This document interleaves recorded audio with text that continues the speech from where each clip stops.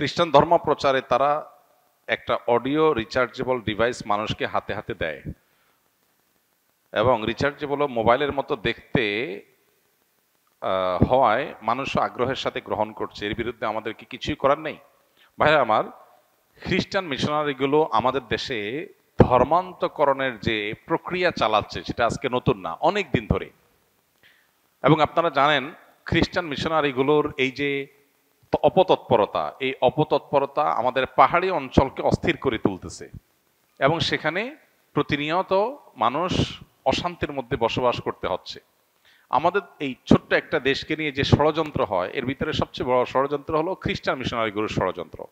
এই ষড়যন্ত্রকে নস্যাৎ করার জন্য আমাদের সতর্ক হতে হবে। সোশ্যাল মিডিয়াতে, ফেসবুকে আপনারা দেখবেন যে বিভিন্ন ধর্মের মানুষেরা প্রতারণা করে তাদের ধর্মের দাওয়াত দিচ্ছে। কিভাবে? এই যে একটা ডিভাইস একজনকে ধরাই দিচ্ছে, সাধারণ মানুষ মোবাইল টোবাইলে জাতীয় কিছু মনে করে নিচ্ছে, এরপর দেখা যাচ্ছে ওখানে শুধুমাত্র খ্রিস্টান ধর্মের বিভিন্ন বক্তব্য, ওয়াজ নসিহত, বই পুস্তক, ইনজিল ইত্যাদি আছে, আর কিছু নাই। তার মানে খুব কৌশলে প্রতারণা করে মানুষকে অন্য ধর্মের দিকে আহ্বান করা হচ্ছে। আবার দেশের অনেক জায়গাতে আমরা দেখেছি যে মানুষকে খ্রিস্টান ধর্মের দাওয়াত দেওয়ার নাম করে আপনার বিভিন্ন প্রলোভন দেয়া হচ্ছে, তাদেরকে বিভিন্ন সুযোগ সুবিধা দেওয়া হচ্ছে। এটা ওপেন সিক্রেট, উত্তরবঙ্গে প্রত্যেকটা জেলায় খ্রিস্টান মিশনারিগুলো এভাবে কাজ করছে। এবং উত্তরবঙ্গে গেলে দেখা যায় তাদের যে পরিমাণ কার্যক্রম, অফিস আদালত, গাড়ি ঘোড়া, তাদের লোকবল যেভাবে কাজ করছে, প্রশাসনের কিছু অসাধু মানুষ সামান্য কিছু ঘুষ পেয়ে তারা অনায়াসে এদেরকে এই অনৈতিক এবং অবৈধ, রাষ্ট্রীয় আইনে যেটা নিষিদ্ধ, প্রলোভন দেখিয়ে ধর্মান্তরিত করার এই কাজটা তারা কিন্তু অহরহ করে যাচ্ছে, যেন দেখার কেউ নাই।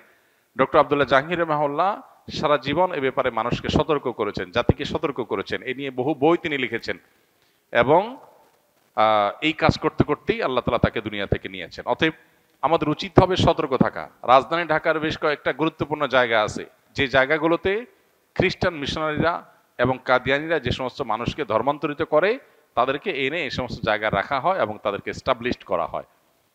আমরা পৃথিবীর অনেক দেশের কথা জানি, ইন্দোনেশিয়া এবং আরো বিভিন্ন দেশের কথা জানি, যে সমস্ত দেশে একসময় খ্রিস্টান মিশনারিগুলো এইভাবে ধর্মান্তরিত করার কাজ শুরু করেছে। একটা পর্যায়ে তারা দাঙ্গা বাঁধিয়ে সেখানে দেশের স্বাধীনতার সার্বভৌমত্ব নষ্ট করেছে। অতএব আমাদের দেশকে রক্ষা করার প্রয়োজনে ভিনদেশীদের এই সমস্ত অপতৎপরতা, এই সমস্ত শয়তানি এবং তাদের এই যে প্রলোভন দেখিয়ে মুসলমান গরিবদেরকে খ্রিস্টান বানানোর যে মিশন আছে, এগুলো আমাদেরকে থামাতে হবে। আপনারা সোশ্যাল মিডিয়াতে অনেক পেজ দেখবেন, এই পেজগুলোতে ছল ছাত্রের আশ্রয় নেওয়া হয়। তুমি খ্রিস্টান, সুস্পষ্ট করে বলো আমি খ্রিস্টান ধর্মের দাওয়াত দিচ্ছি। সেটা না করে তুমি বলতেছো আমি ঈসাই ধর্মের দাওয়াত দিচ্ছি। ঈসাই মুসলিম নাম পরিচয় দেয় কি? ঈসাই মুসলিম, তার মানে আমি এক প্রকারের মুসলমান। এটা হলো এক প্রকারের প্রতারণা। তুমি খ্রিস্টান সেটা বলো স্পষ্ট করে, না করে তুমি ছল ছাতুরি করছো সাধারণ এবং সরল মনা মুসলমানদেরকে বিভ্রান্ত করবার জন্য। অতএব এদের ব্যাপারে আমাদের সজাগ থাকতে হবে এবং এদের শয়তানিকে আমাদের থামাতে হবে। প্রশাসনের অসাধু কিছু মানুষজন যারা সামান্য কিছু টাকা পয়সা খেয়ে এদেরকে নির্বিঘ্নে কাজ করার সুযোগ দেয় এবং এদের বিরুদ্ধাচরণ করলে তাদেরকে বিগত সরকারের আমলে আমরা দেখেছি জেল জুলুম সহ্য করতে হয়েছে। আমাদের অনেক ওলামা একরামকে জেলে যেতে হয়েছে এদের বিরুদ্ধে কাজ করার কারণে। অতএব খ্রিস্টান মিশনারিদের অপতৎপরতা থামানোর জন্য আমাদেরকে কাজ করতে হবে, কথা বলতে হবে এবং প্রশাসন সংশ্লিষ্ট ভাইদেরকে বলবো আল্লাহকে ভয় করুন।